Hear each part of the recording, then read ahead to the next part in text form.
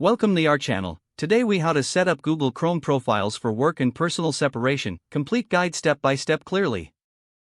Open Google Chrome on your computer. In the top right corner, locate your profile icon. Click on the profile icon to reveal the profile menu. Select Add at the bottom of the menu. A new window will pop up prompting you to create a new profile. Choose a name for your new profile, like work or personal.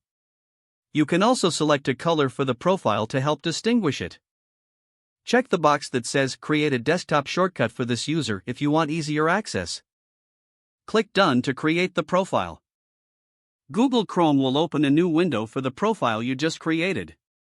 Log into your Google account for the new profile if you choose to do so. This will sync your bookmarks, history, and other settings specific to this profile. To switch between profiles, click on the profile icon in the top right corner again. Select your desired profile from the menu to switch. For a more organized workspace, customize each profile by adding extensions or bookmarks relevant to that specific account. Now you've successfully set up separate profiles in Google Chrome for work and personal use.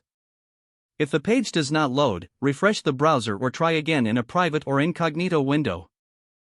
Make sure you are using the correct email address, then retype it carefully to avoid small typos. If your password is not accepted, use the reset option and create a new strong password you can remember. Check your spam folder for verification or security emails, then complete any requested confirmation steps. Enable two-factor authentication if available to improve account security and reduce unauthorized access risk.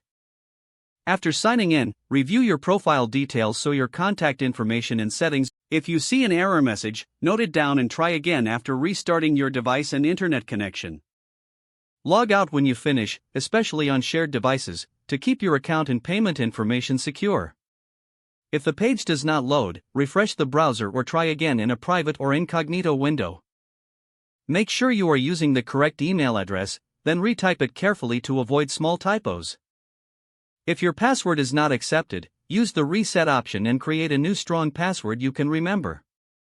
Check your spam folder for verification or security emails, then complete any requested confirmation steps.